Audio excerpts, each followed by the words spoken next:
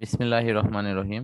আমাদের অনলাইন শিক্ষা কার্যক্রমে উচ্চ মাধ্যমিক শ্রেণীর পদার্থবিজ্ঞান এর নবম অধ্যায় পরমাণুর গঠন এই অংশে আমরা নিউক্লিয়াসের গঠন নিয়ে আলোচনা করছি। পূর্বের ক্লাসের ধারাবাহিকতায় এখানে আমরা আজকে নিউক্লিয়াসের গঠন থেকে শুরু করে পরবর্তী যে বিষয়গুলো আছে সেগুলো আমরা ইনশাআল্লাহ দেখব।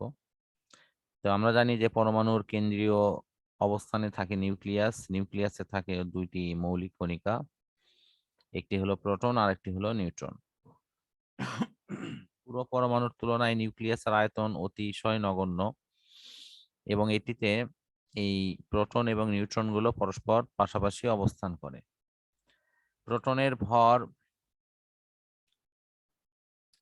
এবং নিউট্রনের ভরের মধ্যে যদি আমরা আপেক্ষিক তুলনা করি তাহলে নিউট্রনের ভরটা কিন্তু একটু বেশি, এবং এটার যদি পরিমাণগতভাবে উল্লেখ করা হয় তাহলে নিউট্রনের ভর হবে 1.673 ইন্টু 10⁻⁻27। অন্যদিকে প্রোটনের ভর সেখানে আসবে হলো 1.7675 ইন্টু 10⁻⁻27। এবং এখানে আমাদের মৌলিক যে বিষয়গুলো আসবে তা হলো যে নিউট্রন এর প্রোটন এবং নিউট্রন গুলো যখন পাশাপাশি অবস্থান করে তখন সাধারণত প্রোটনগুলো পরস্পরকে বিকর্ষণ করে সরে যাওয়ার কথা, কিন্তু এখানে প্রোটন প্রোটনের সাথে এবং প্রোটন নিউট্রনের সাথে এবং নিউট্রন নিউট্রনের সাথে শক্তিশালী নিউক্লিয়ার আকর্ষণ বল দ্বারা এরা যুক্ত থাকে।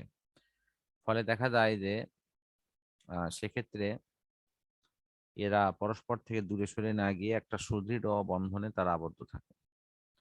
নিউট্রনটা চার্জ নিরপেক্ষ হয়, এটা ইলেকট্রনের তুলনায় প্রায় 1839 গুণ ভারী, অর্থাৎ প্রোটনের ভর অপেক্ষা এটা সামান্য ভারী।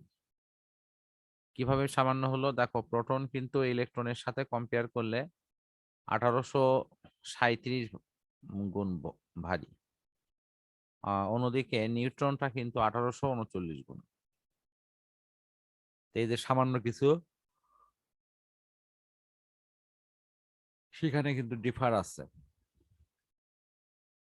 আমাদের ভরের তুল্য যদি এমইভি অর্থাৎ মেগা ইলেকট্রন ভোল্টে যদি আমরা এই শক্তিটা পরিমাপ করি তাহলে প্রোটনের ক্ষেত্রে পাবো সেটি হলো 939, আর নিউট্রনের ক্ষেত্রে সেখানে হলো 941 মেগা মেগা ইলেকট্রন ভোল্ট। নিউক্লিয়াসে আরেকটি যে মৌলিক কণিকার সন্ধান আমরা পাই যেটি অস্থায়ী, সেটি হলো নিউট্রনও। তবে এর কোনো ভর নাই। মহাজাগতিক রশ্মির সম্পর্কিত গবেষণা থেকে এই নিউক্লিয়াসের অভ্যন্তরে এই কণাটির অস্তিত্ব পাওয়া গেছে। এটার আর একটা নাম, এই কণাটার যে পাওয়া গেছে তার নাম হলো মেসন। এখানে প্রোটন, নিউট্রন এবং ইলেকট্রন এই তিনটারই প্রয়োজনীয় তথ্য দিয়ে ছকটা আঁকানো আছে। আর তারপরে যেটা করা হয়েছে সেটি হলো joule, electron volt, mega electron ভোল্টের মধ্যে পারস্পরিক সম্পর্ক এবং প্রয়োজনীয় তথ্য বিনিময়ের যে মিডিয়া অপশন ব্যবহার করা সেটি কিন্তু করা হয়েছে। যেমন মেগা ইলেকট্রন ভোল্ট এবং অ্যাটমিক মাস ইউনিট সম্পর্কে তাদের পারস্পরিক যে বিষয়গুলো আছে সেগুলো নিয়ে কিন্তু আলোচনা আছে।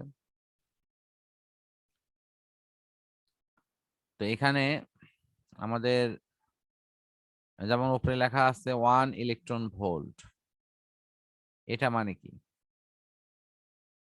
1 হলো ইলেকট্রনের চার্জ 1.6 ইন্টু 10⁻⁻19। ভি যেহেতু আছে ভোল্ট সেটা এখানে লেখা আছে।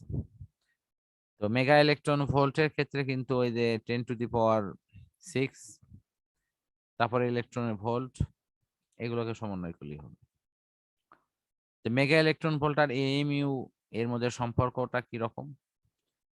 এখানে E = mc², এই থিমটা যদি এখানে ক্যালকুলেট করা হয় তাহলে আমাদের এখানে বিপত্তিটা বাজবে হলো সি কে নিয়ে। সেই সিটা হলো কি, আলোর বেগ,